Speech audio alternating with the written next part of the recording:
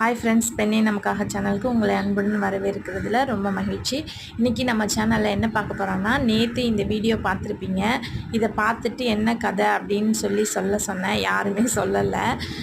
ரொம்ப கம்மியான பேர் தான், ரொம்ப கம்மியான பேர் தான் இதை பார்த்துருக்கீங்க. சரி, பார்த்தவங்க யாரும் சொல்லலை. இருந்தாலும் அந்த கதை நான் என்ன மனசில் நினச்சி இதை ரெடி பண்ணேன் அப்படின்றத இந்த கதையை நான் உங்கள்கிட்ட சொல்கிறேன். இந்த கதை உங்களுக்கு பிடிச்சிருந்துச்சுன்னா நம்ம சேனலை சப்ஸ்கிரைப் பண்ணி வச்சுக்கோங்க. நம்ம சேனலை லைக் பண்ணி வைங்க இந்த கதைக்காக. அப்போ தான் எனக்கு இன்னும் நிறையா க்ரியேட்டிவ் பண்ணி நிறையா கதை சொல்லணும்னு, நல்ல விஷயங்களை சொல்லணும்னு நினைக்கிறேன். சரி, வாங்க கதைக்கு போகலாம். இங்கே பார்க்குறது என்னென்ன, ஒரு கோவில், ஒரு பாட்டி, ஒரு இது பேரன், இங்கே ஒரு கண்ணாடி போட்டிருக்காரு, அவர் கண்ணு தெரியாதவர், இங்கே ஒரு கடவுள். சரிங்களா, வாட்டர் பாட்டில் இருக்குது. இது என்ன கதைன்னா, ஒரு பாட்டியும் பேரனும் 2 பேரும் சேர்ந்து கோயிலுக்கு போகிறாங்க, சாமி கும்பிடலாம் அப்படின்னு சொல்லிட்டு.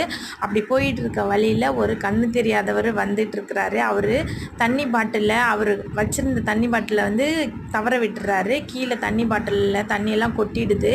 அவர் இப்படி தண்ணி குடிக்கிறதுக்காக தேடுறாரு.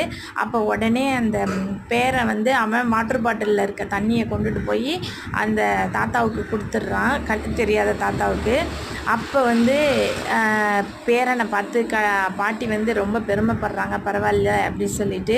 அப்போ அந்த தண்ணி குடித்த அந்த கண்ணு தெரியாதவர் ரொம்ப நன்றிப்பா அப்படின்னு சொல்லும்போது கடவுள் நேரில் காட்சி கொடுக்குறாரு அந்த பையனுக்கு. அதாவது கோயிலுக்கு போக வேண்டியவங்க, போயிட்டு இருக்கவங்க கடவுளை பார்க்கணுன்னு சொன்னாங்க. இந்த மாதிரியான கருணை உள்ளவங்களுக்கு கடவுளே நேரில் காட்சி கொடுக்குறாரு. இதுதான் கதை. இந்த கதை உங்களுக்கு பிடிச்சிருந்துச்சுன்னா நம்ம சேனலையும் சப்ஸ்கிரைப் பண்ணி இந்த கதைக்கு ஒரு லைக் போட்டுருங்க. தேங்க்ஸ் ஃபார் வாட்சிங். இன்னொரு கதையில் சந்திக்கலாம்.